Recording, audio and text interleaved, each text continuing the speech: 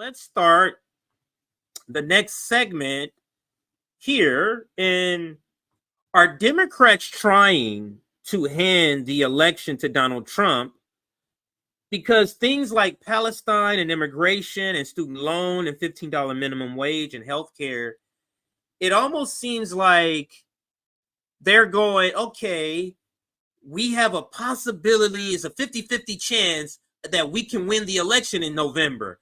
How can we change that 50-50 chance to a 30-70 chance, 30% me, 30% Democrats? That's what it feels like the strategy or the mantra is. And here's the headline.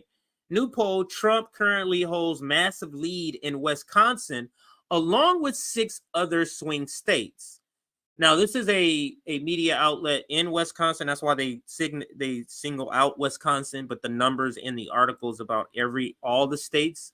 And that's what you see on the side. I took a snippet of the article. Let's read a little bit of what the article says here. And it says, in other swing states that were polled, Nevada registered voters' response with a 12-point victory for former President Trump. So in Nevada, that's one of the states that likely I would be moving to, one of the swing states, 12-point victory, going in by 12 points. A 6-point victory for Trump in Michigan, a 7-point victory in Georgia, a 13-point victory in North Carolina, an 8-point victory in Arizona, and a 3-point victory in Pennsylvania, according to this article.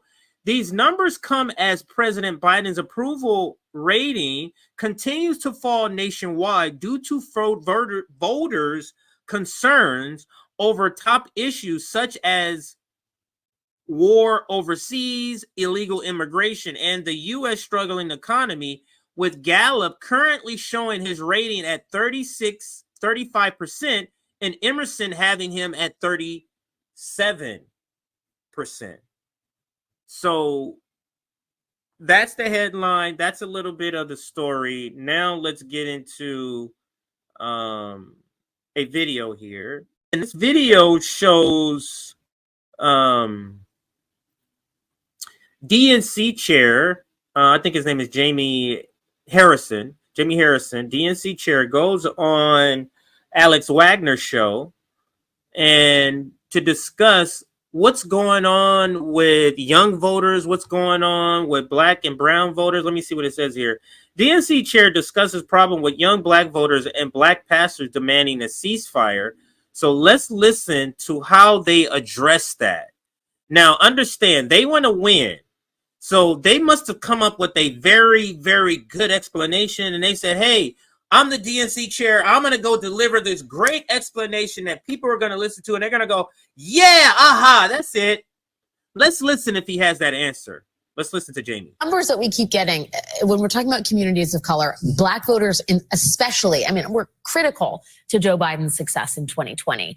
There seems to be a real generational divide. I was at that barbershop. Mm-hmm. You had an engaged constituency, but they were almost exclusively older black voters.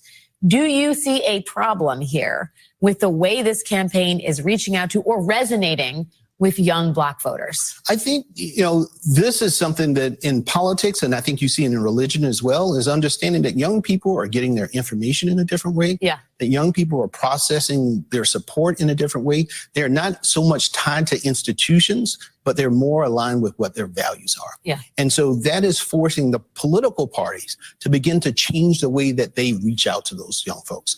And so the Biden campaign understands that. That's why the $25 million at the end of last quarter to begin to have those conversations on social media, in the mediums in which young people are. Do you think it's just the medium, or do you think that there's a problem with the message? And I'll ask you specifically about the president's support of Israel and the war in Gaza, which anecdotally and from some reporting has really hurt him in really important communities of color, whether they're Arab American, Black American, people who have been historically oppressed, who see Palestinians as oppressed as well and do not like the position this president has taken. Well, I think when you think about where the president is, for him, he is putting on his head as commander in chief, and he has to do what's in the best interest of our security as a country, and also our partnership with our allies.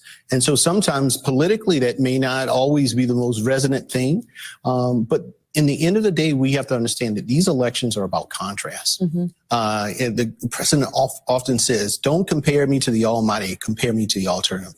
We know under Donald Trump, this is a man who from day one wants to put a Muslim ban, from day one believes that he should be a dictator. Now, she asked a specific question, and you notice they don't have an answer for it.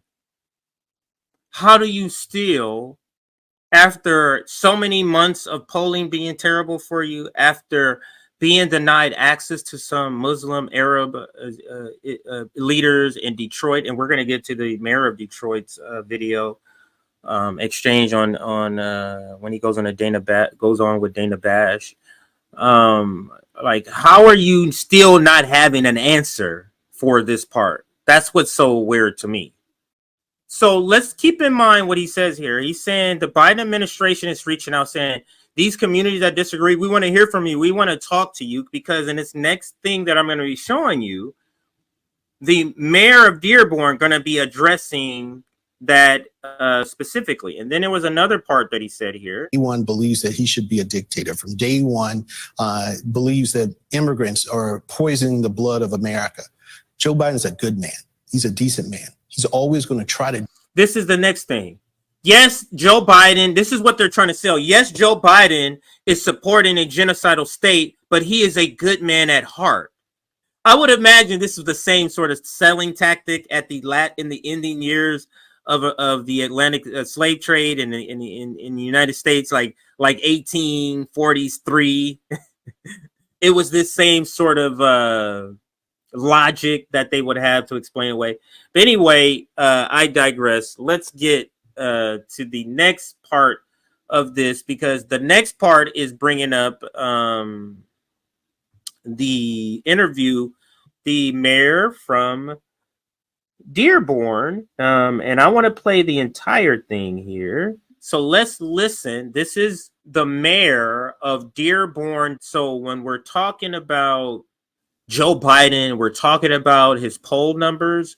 These are the people why your poll numbers have dropped and has remained low, and likely why you're going to be losing the election. For people like this guy that is about to be interviewed, Mayor of Dearborn. Let's listen to this exchange. President Biden's strong support for Israel in its war with Hamas has many Muslims and Arab Americans furious with him. While the president has pressured the Israeli government to rein in its military campaign, it has left thousands in Gaza dead, and he has not called for a ceasefire because President Biden says that would only benefit the terror group Hamas. Joining me now is the mayor of Dearborn, Michigan, Abdullah Hammoud. Thank you so much for joining me. I really appreciate it. I want to talk about the politics of all of this in your very important state, and even more specifically, your very important city of Dearborn. The Congresswoman from Michigan, Rashida Tlaib, did meet with President Biden's campaign manager on Friday. You declined to meet with her. Why? I don't think that this is a moment for electoral politics. I think over the course of now 115 days, Israel has murdered more than 26,000 Gazans and displaced over 2 million. And so for us, this is an issue that demands action and not lip service. And this is an issue that requires policymakers to come talk about taking a different course of action. And that's not a conversation you have with campaign staff. Have you talked to anybody on a policy level? Would you like to hear from the Biden White House? I think if you're going to send a delegation to Dearborn to meet with a collective group of Arab Americans and Muslim American leaders, that should most certainly be a senior policy making team. But for us, it's just dehumanizing when you send campaign staff. It sends the message that this is purely one of political of means. And for us, Palestinian lives are not measured in poll numbers. And so we have to have a serious dialogue about moving forward. So I should have set this up like this too.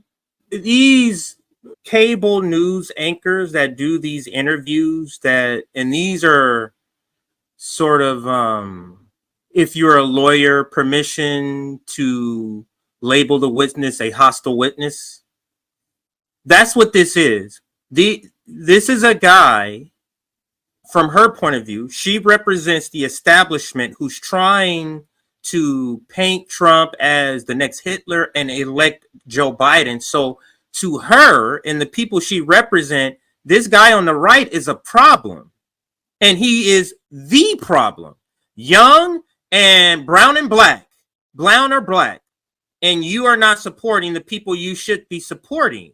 So understand that's her perspective. From her perspective, this is not a friendly person. And it's going to start to show. She, in the beginning, asked a couple of like cool questions, and then you'll see how it begins to change.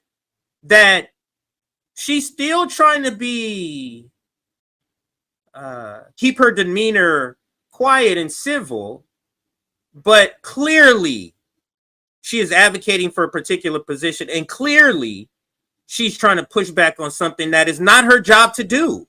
Because you don't push back on other stuff that you would claim as lies. And you're going to see what I mean when they get to that part. But let's listen. How can President Biden earn the trust of the Muslim American community? Now, let me rewind it. Because now he says a lot of good stuff. Let's listen to him again. Important state, and even more specifically, your very important city of Dearborn. The Congresswoman from Michigan, Rashida Tlaib, did meet with President Biden's campaign manager on Friday. You declined to meet with her. Why? I don't think that this is a moment for electoral politics. I think over the course of now 115 days, Israel has murdered more than 26,000 Gazans and displaced over 2 million. And so for us, this is an issue that demands action and not lip service. And this is an issue that requires policymakers to come talk about taking a different course of action. And that's not a conversation you have with campaign staff. Now, that's a fantastic answer. That's a fantastic answer. So if you were in negotiations about a salary, about anything, I'm using this because it's easy to understand. So if you're in a negotiation with this new job about a salary, and they say, okay, we're going to send this is our offer. Now this is our final, but we can negotiate. We'll negotiate. And then they send their head janitor as the negotiator. How seriously do you think they're taking you if they send the head janitor to negotiate your salary? So how serious is this Muslim Arab population supposed to take the Biden campaign when they send a campaign manager to talk to them? Why would they do that? Because you only care about Palestinians dying when it's only concerning something with your campaign? So I love this answer, and I love this reaction from this community. Wait. You're sending some campaign managers? Try not. How about your chief of staff? You send him over here. That's what you could do. You know what I'm saying? Like, send some serious people, not these people, because it's just an indication that you are not taking me seriously. You're just trying to pander to me. More than 26,000 Gazans and displaced over 2 million. And so for us, this is an issue that demands action and not lip service. And this is an issue that requires policymakers to come talk about taking a different course of action. And that's not a conversation you have with campaign staff. Have you talked to anybody on a policy level? Would you like to hear from the Biden White House? I think if you're going to send a delegation to Dearborn to meet with a collective group of Arab Americans and Muslim American leaders, that should most certainly be a senior policy making team. But for us, it's just dehumanizing when you send campaign staff. It sends the message that this is purely one of political of means. And for us, Palestinian lives are not measured in poll numbers. And so we have to have a serious dialogue about moving forward. How can So all of these first questions feel very mechanical. Like, I'm just reading until I get to where the part that I know my real job. These are just introductory sort of questions, like small talk sort of questions before I get to the real thing. That's absolutely what it feels like. And let's see if that's what it ends up being. President Biden earn the trust of the Muslim American community at this point? It's committing to the promises that he ran on in 2020 about bringing decency back to the White House. It's recognize us as the human beings that we are. It's understanding that we here in Dearborn, the broader Arab American community, the Muslim American community, we know what it's like to live overseas, under siege, under apartheid, under occupation. So come to Dearborn, come to this community. Let's put the pen in both of our hands and let's co-govern and co-write what the policy should be moving forward to help move our country forward in the right direction. Yeah. I must say, this guy is good. He has given straight 3 back-to-back fantastic answers to her question. So I'm curious, like in another 5 years, where would this guy be in the movement? Yeah, and as you know, there are a lot of people who don't agree with the notion that there's apartheid or occupation. That's another. You see here, it completely unneeded for you to insert this.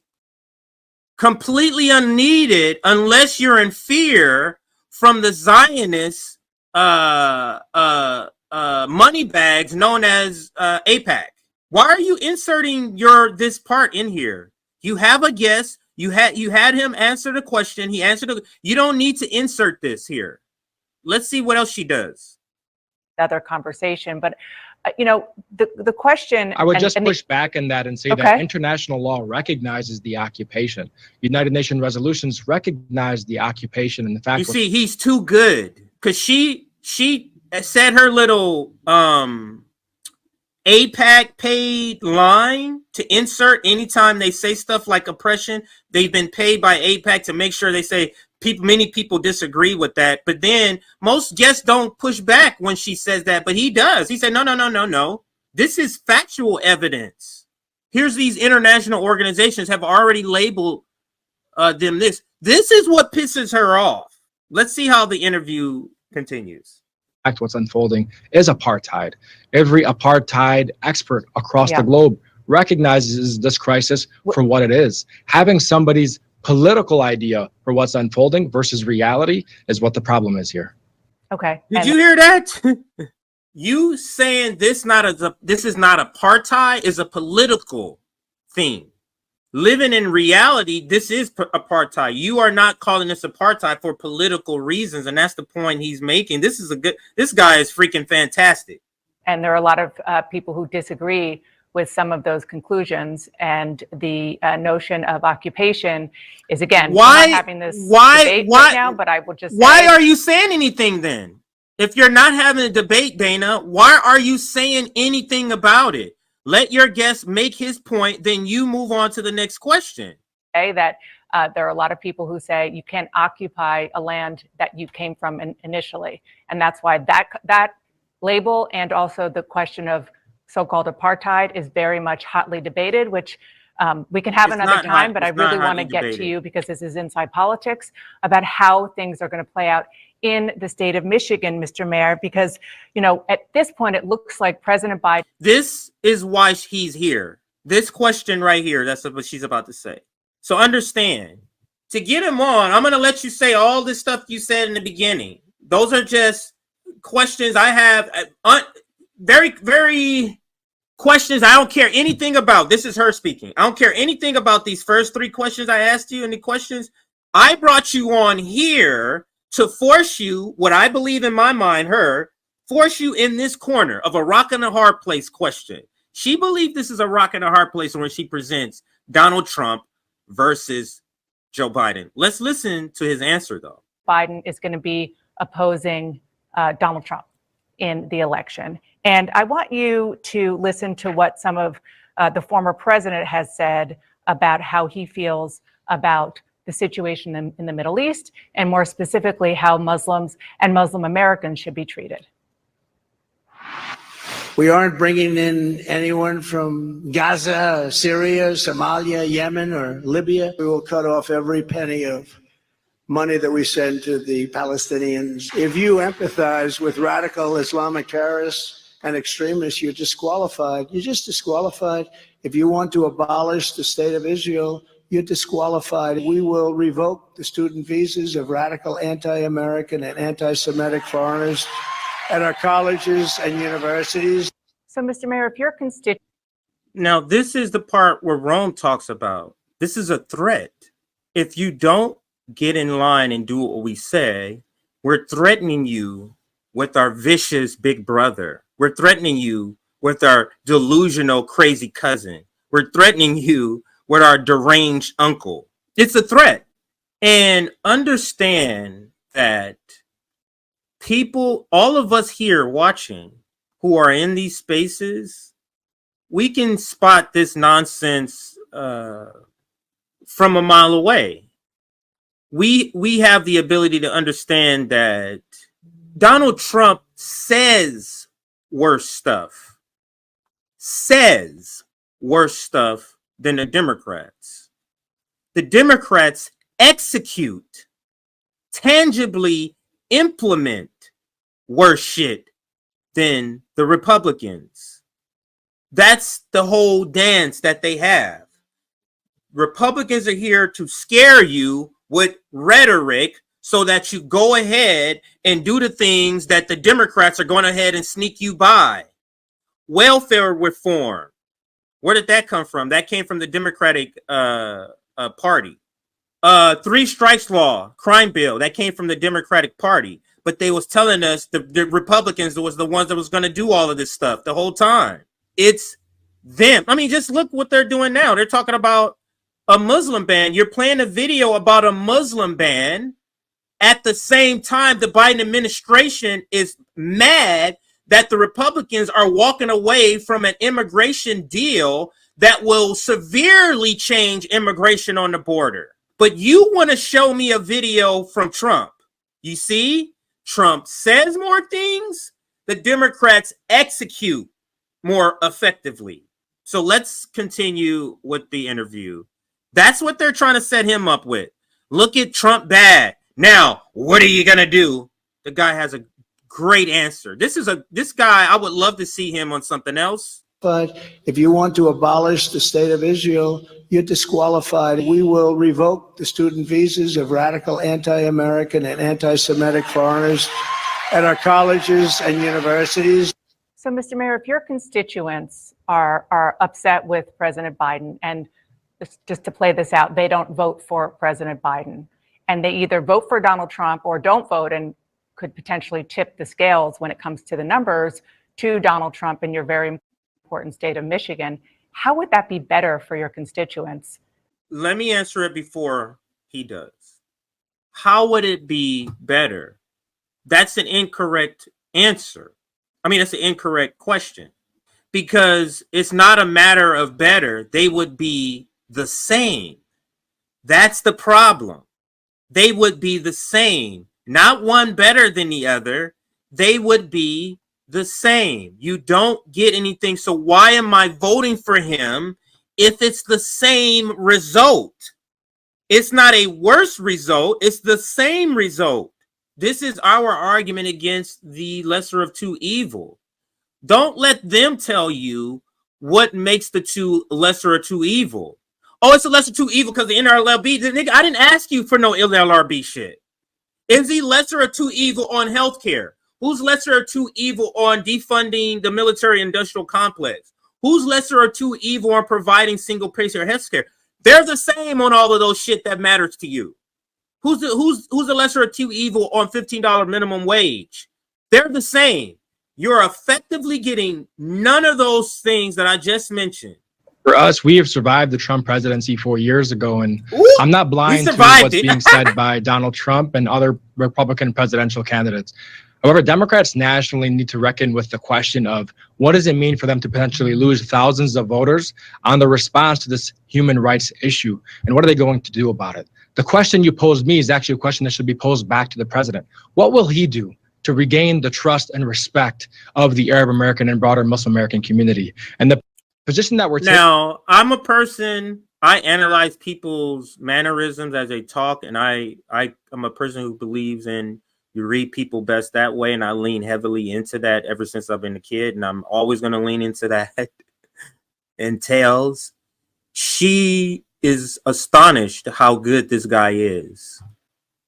And when during the answer, you can see her face go, fuck, like it's a your mind does a glitch, so you blink and you have like you twitch. It's very quick. You got to see it, but that's your brain sort of hearing something that resonate, and you physically have to snap yourself out of going down the pathway of truth, or going down. It's a awakening that you try to snap yourself out of. And let's watch now. I pick it up. I'm going to play it again. You tell me if you see anti-Semitic foreigners at our college. You tell me if you see the flinching as he's giving his answer to her question and how good it is. She's amazed. Vote for President Biden, and they either vote for Donald Trump or don't vote, and could potentially tip the scales when it comes to the numbers to Donald Trump in your very important state of Michigan. How would that be better for your constituents than? And what I'm doing is I'm comparing her face or mannerisms before she's talking. She's not doing any blinking and clenching and none of that.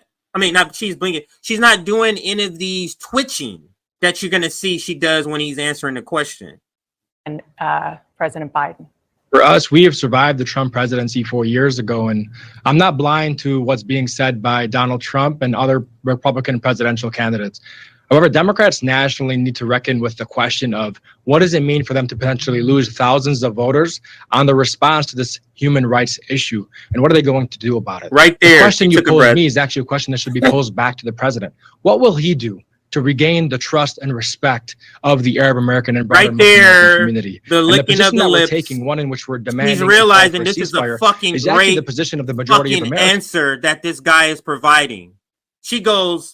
She's realizing, God damn it, you guys scheduled a good one here. That's what she's realizing right here as he's speaking. I'm going to rewind it again. We're going to hear a lot of the same thing, but this type of thing is very interesting to me. You might be thinking, this is nothing. It's very interesting to me. The question you posed me is actually a question that should be posed back to the president. What will he do to regain the trust and respect of the Arab American and broader Muslim American community? And the position that we're taking, one in which we're demanding a call for a ceasefire, is actually the position of the majority of Americans. Over 60% of Americans support a ceasefire. Over 80% of Democrats support a ceasefire. So this is not out of line and out of touch of the general American people. Do you want Hamas to release all of the hostages that they have if you want this? You see where she goes now? You see this shit? So he comes on here for you to sort of make the case on why, even with him supporting genocide, your own community should support Joe Biden. And when she's not able to convince him of that, now she goes on the attack. What do you want to do with the hostages? What? What does that have to do with what we're talking about right now? It's, we can't convince you? Let us smear you then. Let's see where she takes this here. Want this ceasefire? Absolutely, and I would love for Israel to release the thousands of hostages that they also have. All hostages should be released unconditionally. Okay, because I hear a lot about a ceasefire, but not about the innocents who are. You see, she's mad. I hear a lot about a ceasefire, but not about. Who gives a fuck what you hear? Like you're in the spaces of Palestinians, and what you're gonna hear what they have to say. You see how she inserts herself to protect the establishment? She's mad. She wasn't able to get this guy because she had a gotcha question. Look at Trump. Look at all the boogeyman Trump. And he said some terrible shit. And she thought she was going to be able to come to him and he'd be like, I'm afraid. Okay, and he was like, no, we've lived through Trump. Get the fuck out of here. We've lived through that guy. And they've lived through Netanyahu, motherfucker. They lived through that. Fucking Dana Bash. Who are also being held inside Gaza. We have a very strong value statement. I do not believe that any innocent man, woman, or child should be killed, and that there's no qualifier to the statement. Anybody not calling for a ceasefire. You hear what he just said? There's no qualifier to the statement. Like you guys do. There's no qualifier. ceasefire is instituting a qualifier, that there is a justification at any point in time for the killing of any innocent man, woman, or child. So I call for the release of all hostages on both sides immediately and unconditionally, and also for the ceasing of the killing, the cessation of all killing, a ceasefire of any innocent man, woman, or child. Okay. I'd love to have more of a policy discussion with you. No, you would after. not. Shut the fuck up. No, you would not. And why would he need to have a policy discussion with you, reporter?